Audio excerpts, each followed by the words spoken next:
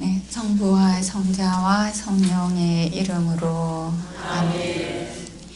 길이요 진리요 생명이신 주님, 저희를 이 세상에 존재하게 하시어 길을 걷게 하시고 그 중에서도 많은 사람들과 특별히 당신을 만나게 해주셔서 감사합니다. 저희가 가는 길을 멈추어 서서 어떤 길을 가고 있었는지, 어떤 길을 가야 하는지 잘 살펴보게 하시고, 이 위령의 달, 당신께서 허락하신 이 황혼과 그리고 아름다운 가을과 열매로 새롭게 태어나는 이 신비를 묵상하게 하시며, 오늘도 저희의 길을 밝혀주시고 성령께서 이 시간 이끌어 주소서. 우리 주 예수 그리스도를 통하여 비나이다. 아멘. 성부와 성자와 성령의 이름으로 아멘. 네, 반갑습니다. 네, 지난주에 안 오셨고 오늘 오신 분도 계시죠? 예, 그래서 지난번에 저희가 위령성월에서 나그네 저희 인생에 대한 것을 이제 크게 이제 살펴보았습니다. 어떤 것을 보았느냐 하면 위령성월이 왜 여기 있으며 저희가 이제 위령성월에 생각해 봐야 될 것, 교회 안에서 전례 안에서 이런 걸 봤고요. 이제 인생이 도대체 어떤 것인가, 그래서 저희가 인생은 순례자의 길이라는 것을 함께 보았습니다. 그리고 저희를 2차 바티칸 공의회에서 교회를 순례하는 교회라고 했습니다. 그래서 교회는 건물이 아닌 거 아시죠? 그래서 교회는 저희들이 예수님의 제자들이 모인 공동체, 이렇게 사람들의 모임이죠. 예수님의 제자들의 모임, 이제 그게 교회이기 때문에 이 교회는 전체적으로 이래 순례를 합니다. 제가 지난번에 100년 전에 여기 있었던 사람 없고요. 먼지로도 티끌로도 존재하지 않았고, 또 하나 100년 뒤에도 저희가 여기 존재할 사람이 아무도 없습니다. 지구의 이 엄청난 그 역사, 그다음 우주의 역사, 거기에 비하면 정말 저희들의 삶은 티끌에 불과하죠. 그래서 거기에 대한 저희들이 한번 이렇게 생각을 해봤고요. 그러면서 저희가 모르는 세 가지, 모든 사람이 다 아는 세 가지, 신앙인하고 상관없이, 그게 뭐라고 했나요? 자, 첫째, 모든 사람이 다 알고 있는 세 가지 뭐였죠? 반드시 죽는다, 떠난다, 끝이 있다는 거예요. 반드시 모든 생명체는. 두 번째는 그 길은 혼자서 가지 누구를 데리고 이제 동반할 수 없어요. 그 길은 저 혼자 가는 길이에요. 그래서 혼자 가셔야 되고요. 또 세 번째는요, 아무것도 가지고 갈 수 없는 길입니다. 그래서 아무것도 가지고 갈 수 없기 때문에 그 점을 저희가 꼭 기억을 해야 돼서, 지금 여기에 계신 분들도 그렇고요. 저희가 굉장히 많은 것을 모으고 사고 그렇게 합니다. 근데 가지고 갈 수 없어요. 그래서 나중에 제가 이 주제를 다시 다룰 것입니다. 그렇지만 이제 그걸 기억하고 계시면 좋고요. 그 다음에 이제 이것은 모든 사람이 다 아는 거예요. 저희가 이성이 멀쩡할 때 물어보면 이 사실 다 알고 있어요. 그런데 그 사실을 마치 모르는 것처럼 사시는 분들이 꽤 있어요. 아시면서 그걸 무시하고 사신다는 거죠. 삶의 이 모습을 보면. 그 다음에 두 번째는 모든 사람이 절대 알 수 없는 세 가지가 있어요. 인위적으로 사람이 조정하지 않으면 어떤 것을 모른다고요? 자, 언제 떠날지 모르고 끝이 나올지 그걸 모른다는 거. 언제. 그 다음에 또 모르는 거는 어디서. 세 번째는 어떻게입니다. 지금은 건강도 하시고 그래서, 근데 저희는 너무너무 그것에 대해서 모르기 때문에, 그런데 이제 모르는데 알면 좋을 것 같은데 저는 모르는 게 축복이라고 생각합니다. 알면 그런 것들이 이제 저희들에게 굉장히 불안한 요소로도 될 수 있고요. 그러면서 하느님께 이제 맡기는 것, 이제 이렇게 해서 지난 시간에 이제 여기까지 했습니다. 그래서 이번 시간에는 제목은 부자와 나사로 이야기인데 성경에 있는 이야기입니다. 그런데 이 이야기를 하기 전에 제가 한 사람 소개할 사람이 있어요. 이 분은 누구냐 하면 이제 들어보신 분도 있고 이 이름이 생소하신 분도 있을 거예요. 엘리자베스 퀴블로로스라는 사람이 있거든요. 저는 제가 정한 이 주제를 가지고 이분을 조금 소개를 하고 싶은데요. 이분은 어떤 분이냐 하면 정신과 의학자입니다. 의사예요. 그리고 이분은 평생 동안 가장 많이 연구를 했던 것이 인간의 죽음에 대한 연구를 많이 했었어요. 그런데 1926년 이제 본인의 나이는 이제 보세요. 그래서 세상을 언제 떠나셨냐 하면 2004년에 떠나셨어요. 그래서 80세까지는 안 사셨지만 그래도 이제 사시다가 가신 분인데요. 이 이제 여의사죠. 이분은 원래 출생은 스위스 출생이에요. 스위스에서 이제 출생했다가 19살밖에 안 된 그 어릴 때 그때 2차 세계 대전이 이제 있을 때 폴란드 유대인 수용소에 가서 자원봉사를 했어요. 여러분들 유대인 수용소가 어떤 곳인지 짐작하시겠죠? 상상하실 수 있죠? 거기서 자원봉사를 했다는 것은 이 사람이 어떤 것을 쭉 보면서 느꼈을까? 이거를 이제 한번 생각해 보시면서 이분이 그래서 거기서 자기의 인생의 이 소명을 발견합니다. 그래서 이분은 이제 나중에 아버지는 반대를 했지만 자기는 이제 그 의과생, 그러니까 의학을 공부하기를 결심하고 의대를 진학합니다. 그런데 자기가 그 수용소, 유태인 수용소에서 본 거, 그 벽에 나비 있죠. 여러분이 나비가 어떻게 되는지 아시죠? 그래서 알에서 애벌레가 됐다가, 그죠? 그 다음에 고치에 들어가서 번데기가 됐다가, 그 다음 거기서 나비가 돼요. 그래서 고치에 들어갔을 때는 나비가 마치 그 애벌레가 죽은 것처럼 보여요. 이 안에 대롱대롱 매달려서 그 전까지는 이렇게 뻘뻘 기어다니는 것이 고치 속에는 마치 죽은 것처럼 보여요. 그런데 그 과정을 겪고 나면 나중에 나비가 이제 그거를 끝내고 나면 나비가 되어서 완전하게 다른 모습으로 날개를 달고 완전히 훨씬 더 애벌레가 예뻐요? 나비가 예뻐요? 나비가 훨씬 아름답죠. 그 나비인데 그것을 이 벽에, 수용소 벽에 막 그려져 있는 걸 봤어요. 그들이 수용소에서 그걸 왜 그렸을까? 한번 생각해 보세요. 왜 수용소 벽에, 거기에 수용소에 갔던 사람 대부분이 죽습니다. 여러분 그 잘 알죠? 그 수용소에서 그래서 다른 사람, 한 사람이 도망을 가면 10사람을 벌로 죽여버리거든요. 그러니까 도망도 못 가는 거예요. 내가 가면. 그랬는데 도망가는 일이 벌어졌죠. 거기서 10사람이 죽는데 한 사람이 너무나 애절하게 나는 처자가 있다고, 난 지금 살아서 나가야 된다고 너무나 처절하게 그렇게 있는 한 사람을 대신해서 내가 대신 죽겠다고 자원한 분 기억나세요? 유명한 성인이 막시밀리안 꼴베 성인이죠. 그때 그 감옥에 계셨죠. 그래서 그분이 이제 이 사람 대신해서 굶어 죽는 형, 그것을 받아서 이제 나중에 이제 이분이 그렇게 성인이 되세요. 꼴백, 이제 저는 수용소 생각하니까 그분이 생각이 납니다.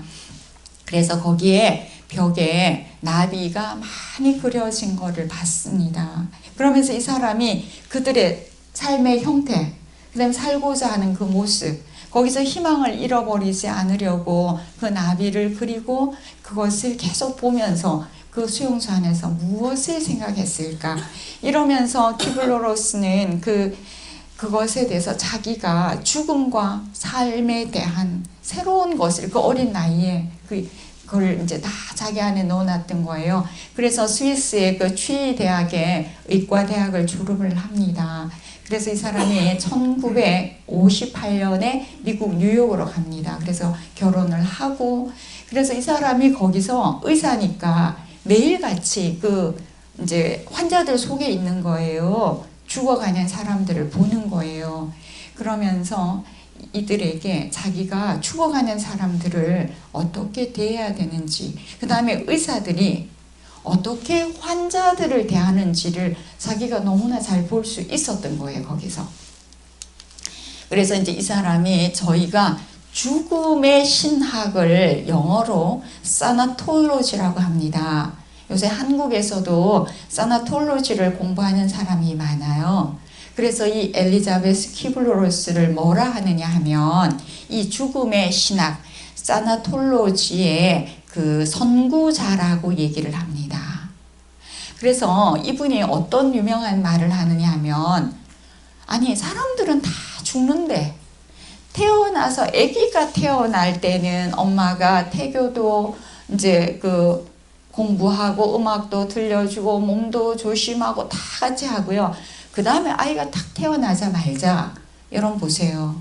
한 사람이 어떻게 살아야 되는지를 아기 때부터 온갖 걸 이제 그 모빌이라 하나요? 위에 달아서 뭐 이렇게 눈을 이렇게 아이가 그 운동을 잘하게, 그래서 어릴 때부터 엄마들이 너무너무 거기에, 특히 한국 어머니들 많은 그 교육에 이제 온갖 방법으로, 그래서 미술 학원도 보내고 음악 학원도 보내고 태권도 학원도 보내고 막 안 하는 게 없어요. 주산 학원도 보내고 뭐 속기도 그 속셈 그런 것도 막 하고 별의별 걸 다 하고, 뭐 어릴 때부터 입도 안 떨어지는데 영어 교실에 갖다 앉혀놓고 막 그렇게 저희가 온갖 것을 다 가르치려고 해요. 근데 절대 안 가르치는 게 있어요. 죽음에 대한 것. 어른이 되어도 그걸 들으려고 하지 않아요. 배우려고 하지 않아요. 이분이, 아니 우리가 다 갈 길인데 여기에 대해서는 관심이 없는 거예요. 오로지 삶에 연결된 것. 지금도 여러분들이 어디에 관심이 있으신지 제가 잘 모르겠어요. 오늘 끝나고 나서 무엇을 맛있는 거 먹을까? 어느 집이 맛있을까? 맛집일까? 어느 백화점에서 세일을 한다는데, 좋은 옷을 80%나 세일을 한다는데 어디에 관심을 둘까? 한번 생각해 보세요, 저희들은. 그러면서 이 엘리자베스 키블로로스는 의사로서, 그리고 특히 병원에 아파서 죽어가는 사람들을 그 가족도 다 볼 거 아니에요. 그러면서 이렇게 얘기를 합니다. 너무 이 사람이 의문이 드는 거예요. 왜 아무도 죽음이라는 이 진정한 문제, 진실된 이 문제에 대해서는 연구를 안 하는지 이해가 안 되는 거예요. 다 가는 길인데. 오로지 영원히 살 것처럼 모든 학문도 산 사람 대상으로 한 것만 하는 거예요. 그래서 경제도 그렇잖아요. 살아있을 때 어떻게 돈을 더 잘 벌까? 어떻게 돌아갈까? 오로지 저희들의 관심은 거기에 가 있다는 거를 자기 의사로서 또 본 거예요. 그러면서 돌아가신 분들을 만나잖아요. 이분들과 얘기를 할 수밖에 없었는데 이분은 끊임없이 그분들과 인터뷰를 합니다. 얘기를 해요. 그러면서 이분이 이제 이 책을 번역을 합니다. 그리고 돌아가신 분들, 죽음에 임박한 분들을 보면 공통점이 있는 거예요. 한결같은 거예요. 거기는 학벌도 필요가 없고 이제 남녀도 필요가 없는데 죽음이라는 것을, 이제 생을 마감하는데 누워서 침상에서 보이는 그 증상들이 똑같은 거예요. 굉장히 공통점이 많은 거예요. 이런 것을 토대로 해서 이분이 이제 책도 많이 내요. 그러면서 이제 호스피스가 뭐라는 걸 아시죠? 이제는 호스피스에 대해서 조금 잘 아시는데 그래도 잘 모르시는 분들이 많아요. 단어를 들어보긴 했어. 그렇지만 이 호스피스에 대해서 잘 모르는데 이분이 이제 뭘 봤느냐 하면 의사들을 본 거예요. 그리고 그 이제 의사만 있는 게 아니라 거기 의료진들이 있죠. 간호사도 있고 거기 도와주시는 분 각 파트에 다 의료진이 있어요. 근데 이분들을 보니까 누워 계신 환자에 대해서 어떤 걸 봤냐 하면 끊임없이 이 사람이 관심을 두는 거는 맥박수가 올라가냐 내려가냐, 그 이제 심장의 박동수가 어떻게 되느냐, 약하냐, 처음부터 끝까지 의학적인 통계를 보는 거예요. 그리고 기계하고 딱 보면서 이 사람에 대해서는 관심이 없어. 여기 기계로 다 달아놓잖아요. 매일같이 수치를 체크하는 거예요. 그 상상이 되시죠? 사람을 보면 살아있으면 이분들에게 더 관심이 있는 거는 이 사람에 대해서 어떻게 아느냐 하면 이 사람이 체크되는 의학적인 분석, 통계, 거의 거기에 관심이 있어서 그게 올라가든 내려가든 어떻게 변동이 있으면 여기에 또 어떻게 처방을 할까, 여기에 관심이 있다는 걸. 그러면서 이 엘리자베스 키블로로스는 굉장히 놀래요. 어떻게 사람에게 관심이 없을까? 지금 사람을 대하면서. 이해가 되세요? 저희도 그럴 수 있어요. 매일같이 당뇨가 얼마일까 이렇게 올라가고 내려가고 해서 만약에 이제 남편이 당뇨가 심한 거예요. 근데 아침에 굉장히 수치가 올라가면 어머 수치가 올라갔네? 여기 관심은 있는데 이것을 다 이렇게 보는 남편의 심정이 있죠. 이분이 우울한지 걱정이 되는지 뭐 이게 거기에 별 관심이 없을 수가 있어요. 본인도 그럴 수 있어요. 전부 다 그 결과만 관심 있는 거예요. 이 사람이 이거를 계속 쳐다보면서 죽어가는 사람에게는 굉장히 중요한 게 이 사람이 사람인데 더군다나 너무 중요한 시점에 와 있는데 지금 이분에게 필요한 게 뭔가? 이 박동수인가? 맥박수인가? 이건가? 약을 뭐를 한 개를 더 쓰느냐, 두 개를 더 쓰느냐, 이게 정말 중요한 건가? 그러면서 사람에게로 시선이 간 거예요. 거기서 지금 현재 호스피스에서 그런 것을 사람에게로 시선이 옮겨간 거거든요. 여기에 대해서 이게 창시자라고 보시면 돼요. 아까 죽음의 창시자며 이 그런 사람의 인격에 대해서. 그래서 저는 이분을 제가 이 사나톨로지와 이 웰다잉이라는 다 이렇게 죽음 준비를 하는 그런 교육을 제가 요새 하거든요. 그래서 이걸 해보니까 이런 주제가 정말 중요한 거예요, 저희들에게. 그래서 이제 방송에서 선생님 뭐를 어떤 주제를 원하세요 그랬는데 마침 제가 해당된 게 또 11월인 거예요. 이 이야기를 좀 나누자. 그래서 제가 이걸 잡았고 반드시 이런 이야기를 하려면 소개를 해야 되는 분이 여러 분이 있지만 엘리자베스 키블로로스라는 이분을 잠깐 이렇게 소개해 드리고 싶었어요. 왜 이런 오늘날 호스피스 운동이 호스피스가 저희가 갈 길일 수 있어요. 그래서 거기에 그러면서 이분은 그 캘리포니아의 미국에 땅을 구입을 했고요. 평화의 집이라는 임종을 하시는 분들을 이제 그 센터를 세우고 그 가족들이 항상 옆에 같이 계시죠. 그래서 가족들이 나중에 이 환자들을 치료하는데 옆에서 이 간호를 하시다 보면 가족도 거의 반죽음이 돼요. 심리적으로도 힘들고 육체적으로도 힘들고 경제적으로도 힘들 수도 있고요. 그 다음에 자기가 사랑하는 사람들이 그 아파하는 과정을 보면서 그게 누가 좋겠어요. 그러면서 이 가족들도 치료가 필요하다는 것, 쉼이 필요하고 또 그러다 돌아가시면 상실이 있잖아요. 그런 것들을 이런 것을 센터를 마련해요. 세계에 최초로 이런 것들을 이제 호스피스 운동을 이제 시작에 불을 붙이고 이렇게 하셨던 그 의사예요. 그래서 이분은 일생 그 동안 이걸 하시면서 의사로서 굉장히 많은 저서를 발표합니다. 그리고 이 저서를 발표하면서 이제 그 타임지에서는 이렇게 얘기를 합니다. 20세기에 100대 사상가 중에 한 사람으로 이 의사를 선정하거든요. 그러면서 이분은 전 세계적으로 다니면서 학술 세미나도 많이 했고요. 워크숍도 많이 했고 그런 최고로 많이 불려다니면서 이런 얘기를 했던 정신과 그 의학자였습니다. 그리고 역사상 학술상을 가장 많이 받은 여성으로서 이분이 이렇게 되기도 합니다.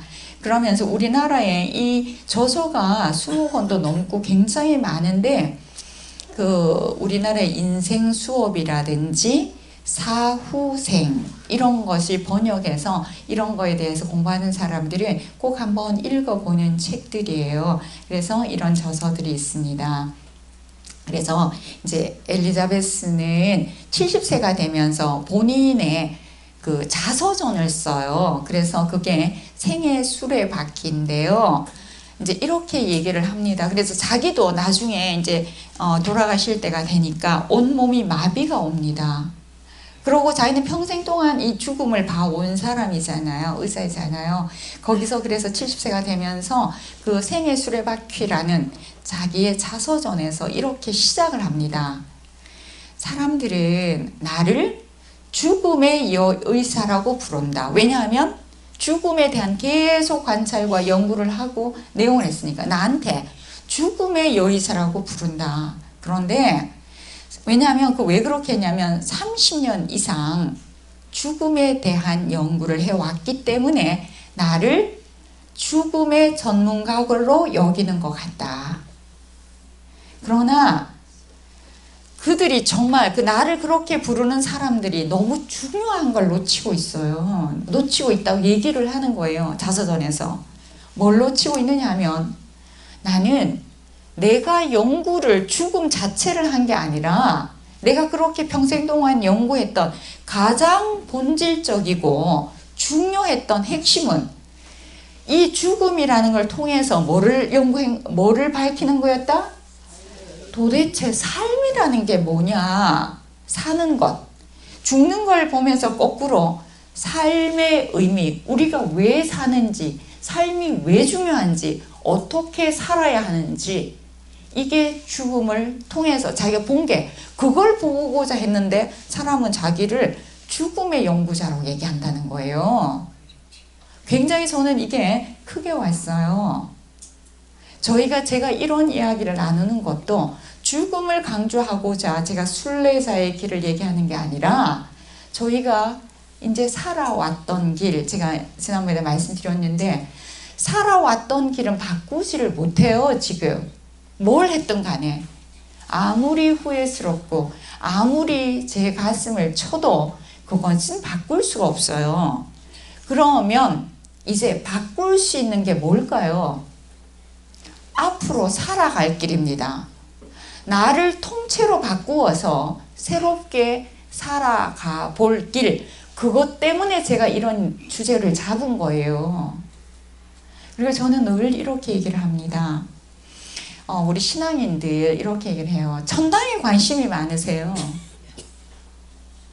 죽고 나서 어떻게 될까? 저는 별로 관심이 없습니다. 거기에는. 왜 관심이 없느냐 하면 어느 날 저는 천국이 어떻게 생겼을까, 어떻게 갈까, 어떻게 될까. 제가 보니까 저를 딱 봤어요. 제가 죽고 나서 무엇을 할 수 있어요? 제 수의를 제가 못 입어요. 저희 수녀원에는 하얀 수도복을 입혀요. 그래서 입관 전에까지 그냥 다 보이도록 눕혀놔요. 그 앞에서 저희가 연도를 합니다. 이제 둘째 날 입관을 하고 나면 이제 관을 그때 신부님들도 그렇게 하시거든요. 제의를 딱 입혀놔요. 근데 요새는 병원에서 신부님들 영안실을 마련해서 그렇게 안 하는데 옛날에 안익사 교구청에 그 귀화집 있죠. 이런 데나 옛날을 보면 신부님들 똑같이 제의를 딱 입혀서 정식으로 딱 그렇게 해서 이제 눕혔다가 입관하고 관에다 모셔요. 그렇게 하는데 저희도 이제 하는데 그래서 이제 저희가 이제 죽고 나면 제가 할 수 있는 게 어떤 것도 없어요. 그걸로 끝입니다. 그래서 저희는 언제까지 나의 의지를 이렇게 발동시켜서 내가 행동할 수 있고 말할 수 있고 하는가 하면 살아있을 때 그때까지 밖에 없다는 거 꼭 기억하셔야 돼요. 이때만 내 마음대로 할 수 있어요. 자, 그 다음에 보세요. 제가 할 수 있는 게 없잖아요. 그 옷조차 누가 나를 입혀줄지 지금 몰라요. 그리고 제가 그렇게 딱 누워 있을 거예요. 그때부터는 완전하게 100% 하느님께 맡겨야 되는 거예요. 제가 그러면 하느님께 맡긴다는 얘기가 하느님께서 어떻게 저를 어디로 어떻게 데려가실지는 저는 몰라요. 그러면 저희가 믿고 있는 신앙의 안에서 한번 보세요. 저희가 하느님께서 우리가 희망하는 어떤 그 상태에 두시든지 다시 살게 하신단 말이에요. 영원한 삶을 믿나이다 했는데 그 상태에서 제가 할 수 있는 일이 없어요. 하느님께 제 자유를 주신 거는 요때까지인 거예요. 딱 숨 끊어진 그 순간까지.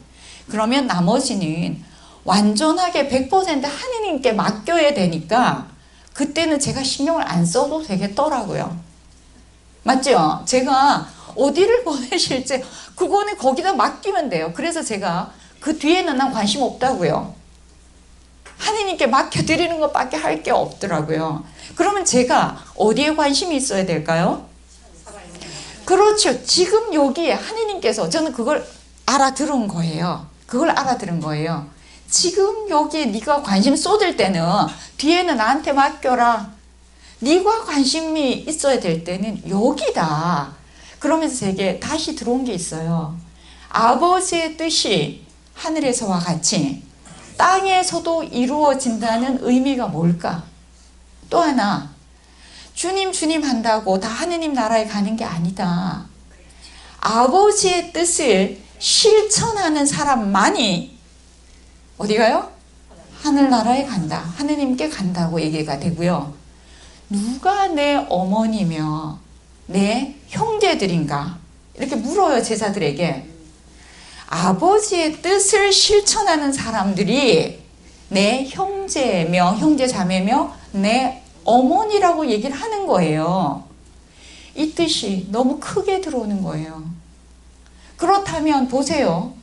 그러면 그 얘기가 뭐냐 하면 카타리나야, 네가 요 지상에 있을 때 내가 네한테 부탁한 게 있어.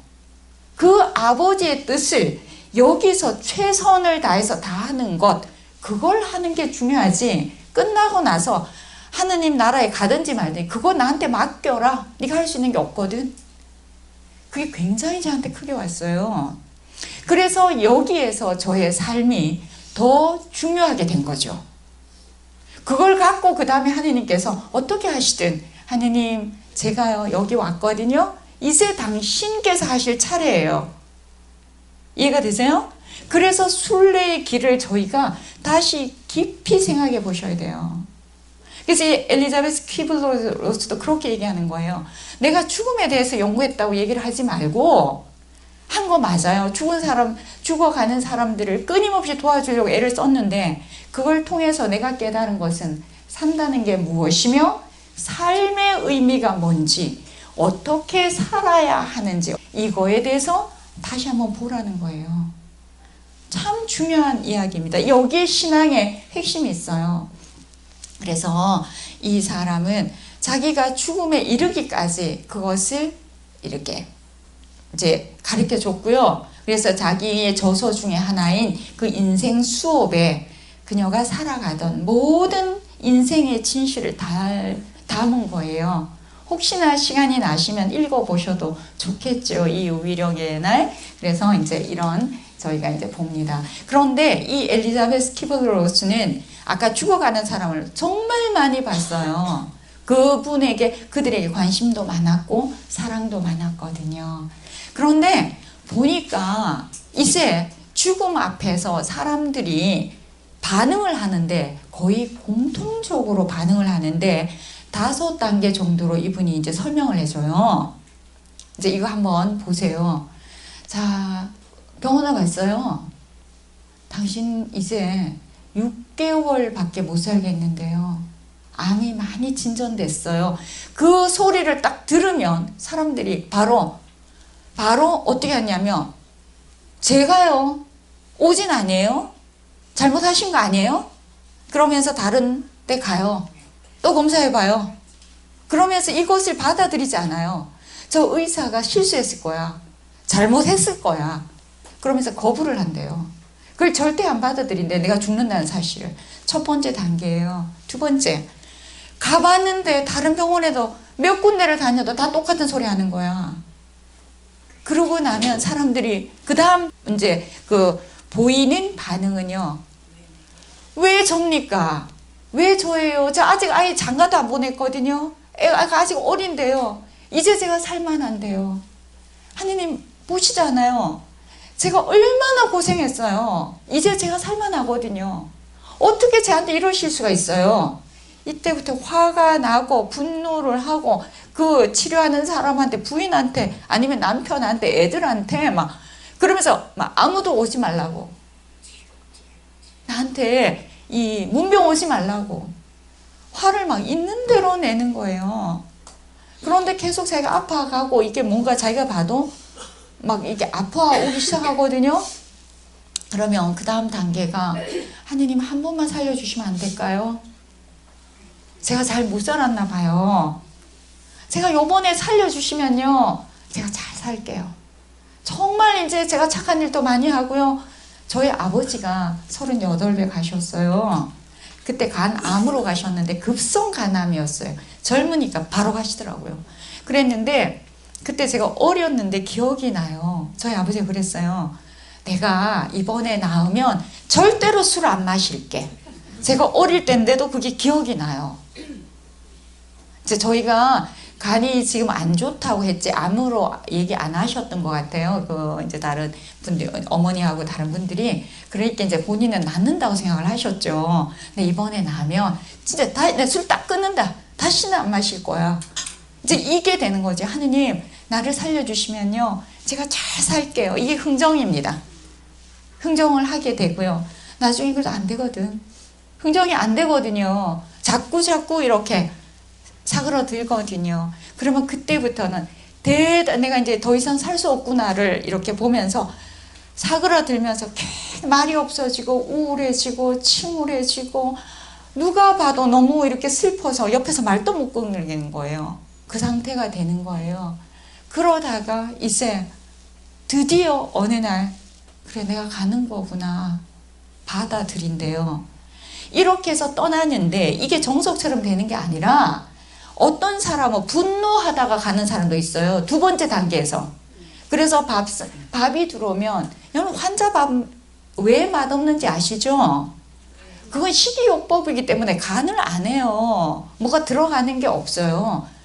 그리고 아파 보시면 감기가 들어도 밥맛이 없습니다. 그런데 병원 밥 맛없다고 들어오면 갔다가 복도로 다 집어 던진 사람이 있어요. 그래서 병원에서 제가, 제 친구 수녀가 영양사인데 그 수녀님 얘기를 들으니까 별의별 반응이 다 있구나. 그러면서 그러더라고요.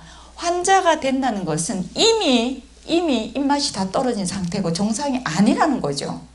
그리고 식단은 환자에게 정말 우리가 바깥에서 먹던 모든 조미료와 간과 고춧가루와 마늘과 자극성을 다 뺀 걸 말합니다. 맛이 없죠, 당연히. 그런데 처음부터 끝까지 병원 밥 맛없다 이렇게 얘기하시죠. 저도 이 말 많이 했는데요. 안 해야 되겠구나. 그분들은 환자를 살리기 위해서 뒤에서 그 욕을 얻어먹으며 최선을 다하는데 우리는 참 남의 말을 쉽게 했구나. 저는 그 생각이 들었어요. 그래서 이 과정을 다 거치는 게 아니에요.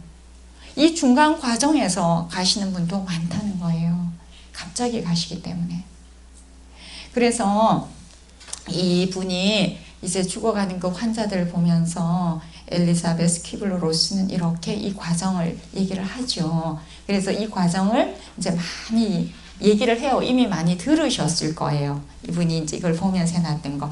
그래서 오늘 내가 이분을 소개하면서 이제 저희가 이제 다른 한 가지를 봅니다. 현대인들이요. 특별히 현대인들은 죽음에 대한 준비를 하지 않습니다. 종교인은 하시는 줄 아세요? 아닙니다. 안 합니다. 저희가 영원히 여기서 살 것처럼 살아갑니다.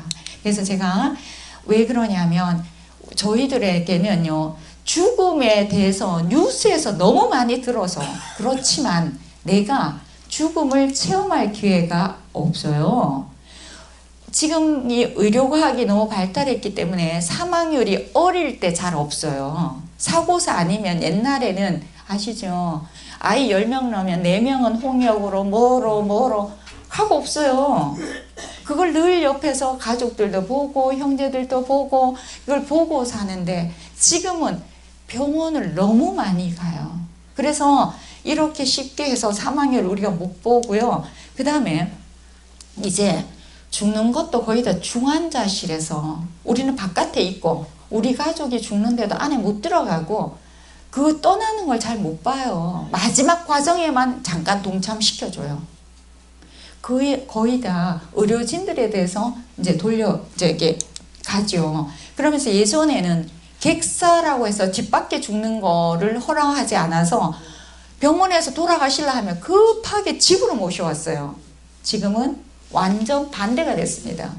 돌아가시려 하면 막 병원을 모시고 간다고 난리예요.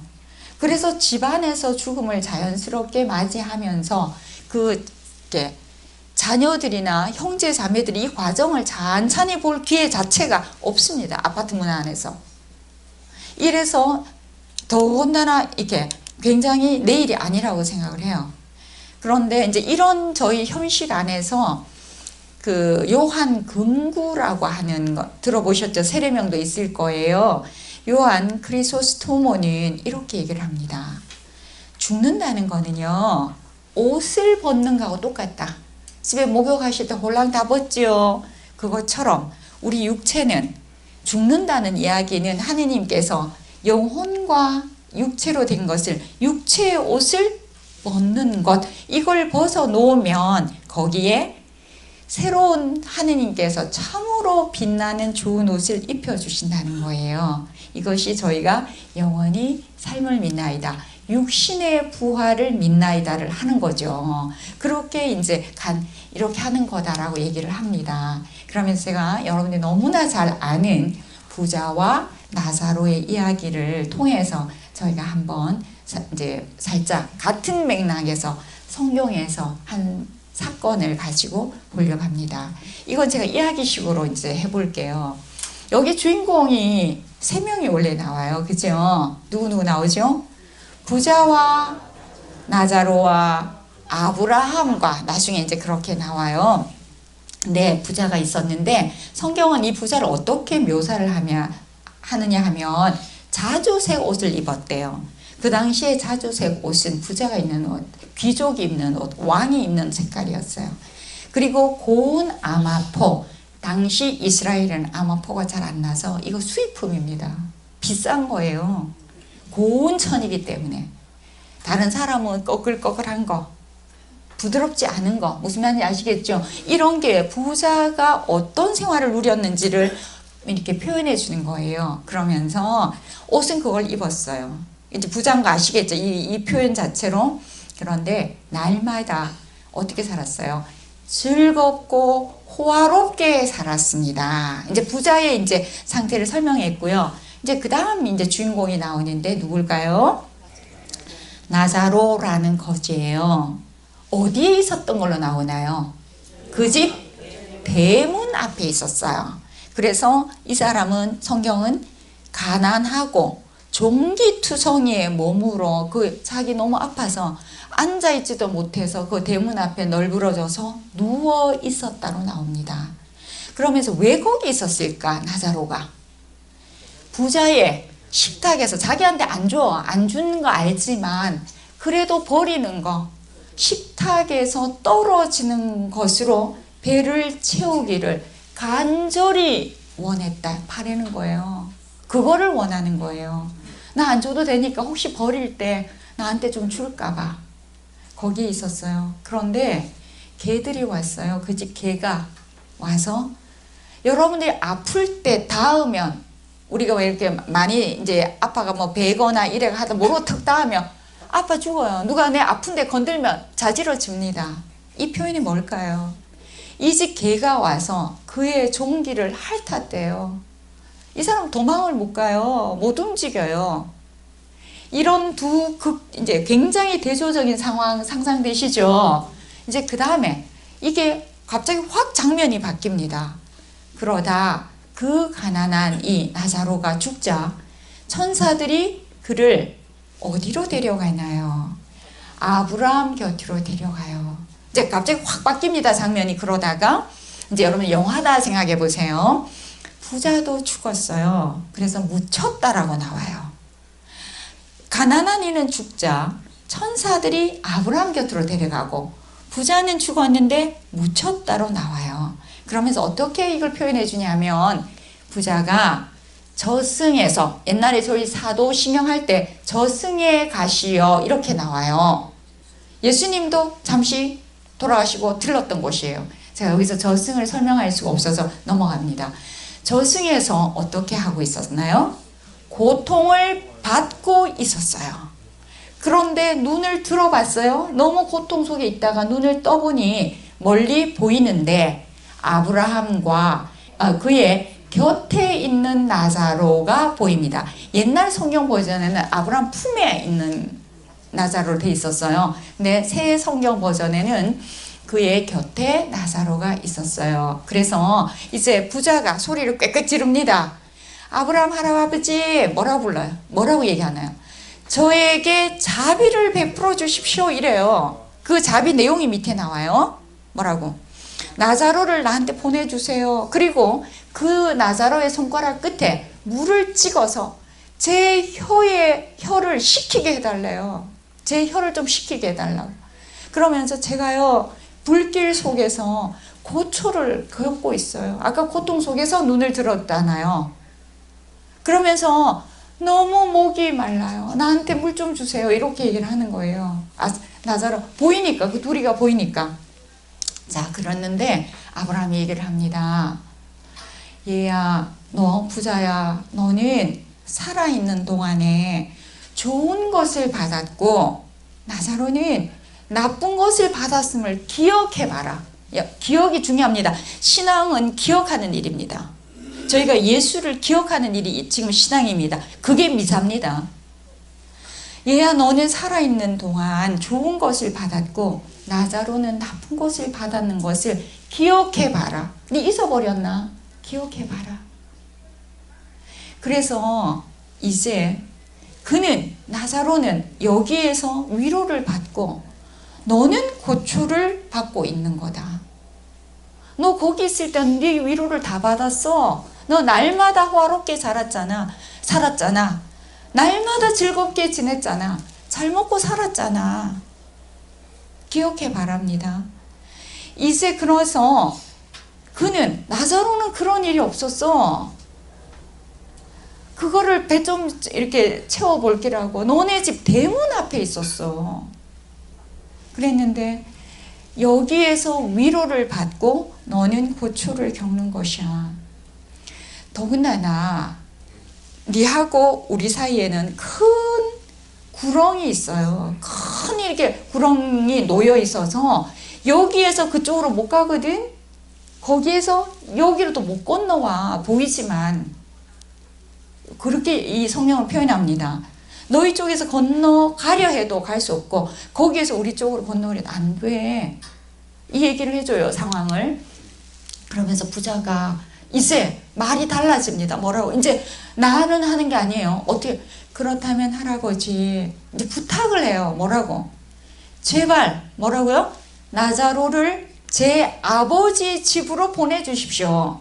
저에게 5 형제가 있어요.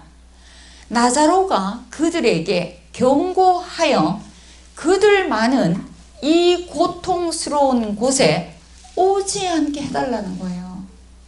뭔 부탁인지 아시겠죠? 어떤 부탁도 아니에요. 그리고 나사로를 보내달래요. 이 이야기하러. 그랬더니 아브라함이 대답을 합니다. 그 사람들한테는 모세와 예언자가 있어요. 그래서 그들의 말을 들어야 되는 거야. 지금 나사로는 죽은 사람이에요. 죽은 사람이 못 가는데 죽은 사람을 보내달라고 부탁하는 거예요. 그랬더니 그들한테 누가 있다고 얘기를 해요? 모세와 예언자들. 이게 무슨 뜻인지를 알아들으셔야 돼요. 그들한테는 이 사람이 있어요. 모세가 이집트 백성을 탈출시켰고 하느님의 계명대로 살도록 시나이 산에서 십계명을 받아줬고 탈출사건. 저희가 세례 받을 때 이걸 얘기를 하거든요. 죄에서 탈출, 죄에서 해방이에요. 그리고 그들에게 하느님 법이 세상 법이 아니라 하느님의 법이 주어져 있어. 그걸 안 들을 때는 예언자, 그걸 알려주는 예언자도 다 있어. 지금 형제들에게 그분들 다 가 있어. 이 얘기입니다. 이게 어떤 의미인지 이해가 되시나요? 자, 이렇게 얘기를 하자. 그런데 부자가 그 얘기를 들었어요. 그런데 얼마나 애절하게 얘기를 했을까 이때. 안 됩니다, 아브라함 할아버지.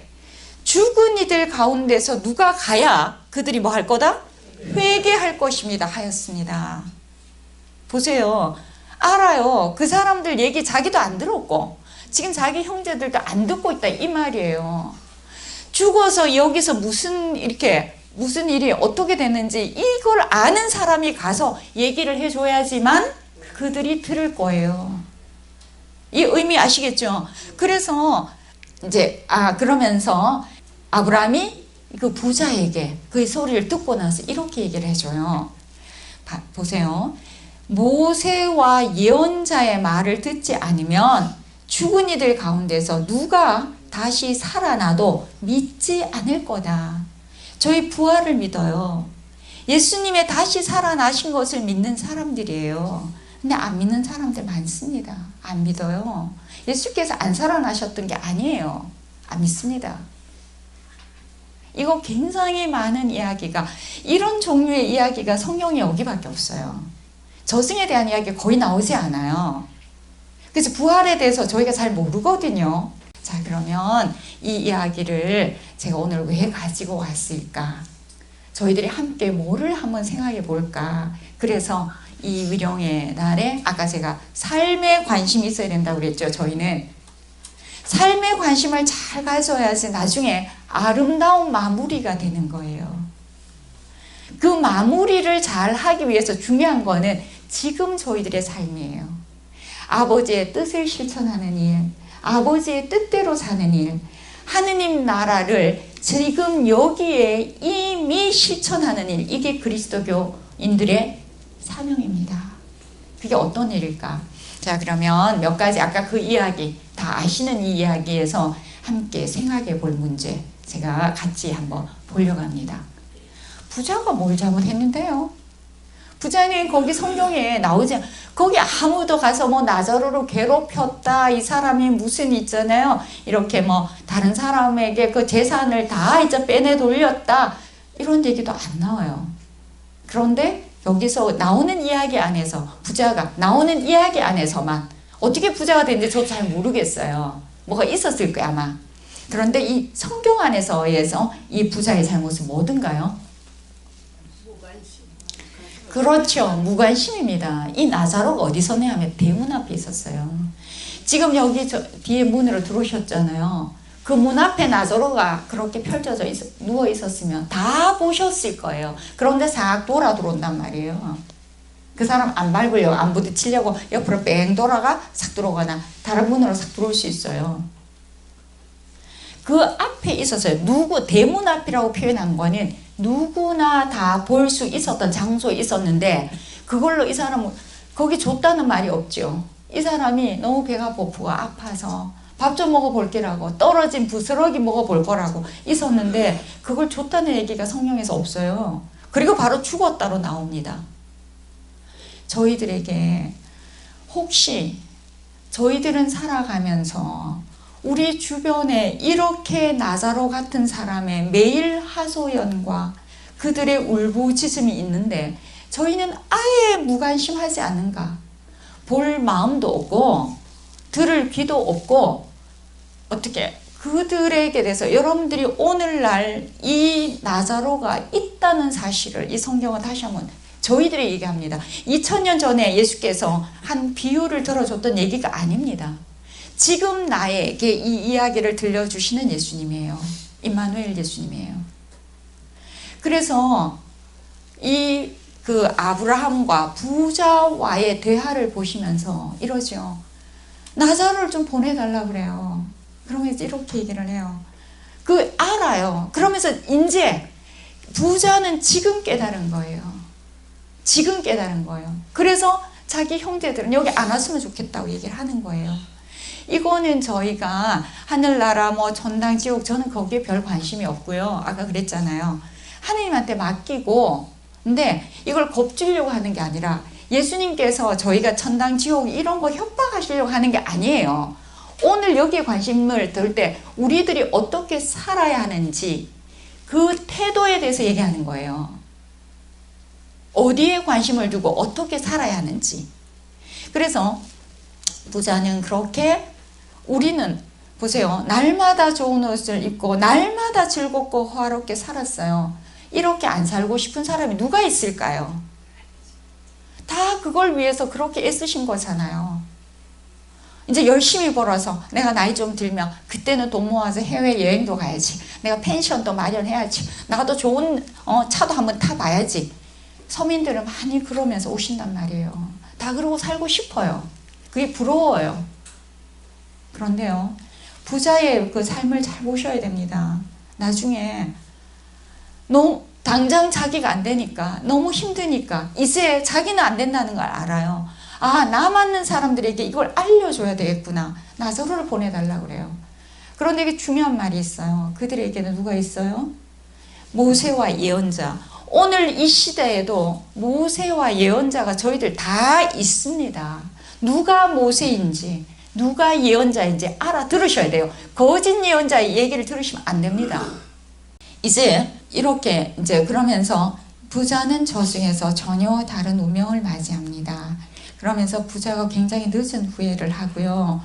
이제 이 이야기를 우리들에게 무엇을 이렇게 전해주려고 복음은 이 얘기를 할까? 그죠? 그래서 삶과 저희가 굉장히 삶과 죽음의 상황은 저희가 다른 것이에요. 그래서 저희는 잘 몰라요. 아무도 죽은 후에 대해서는 누구라도 장담할 수는 없어요. 저희가 체험해 보지 않았던 세상이기 때문에 다만 다양하게 짐작을 합니다.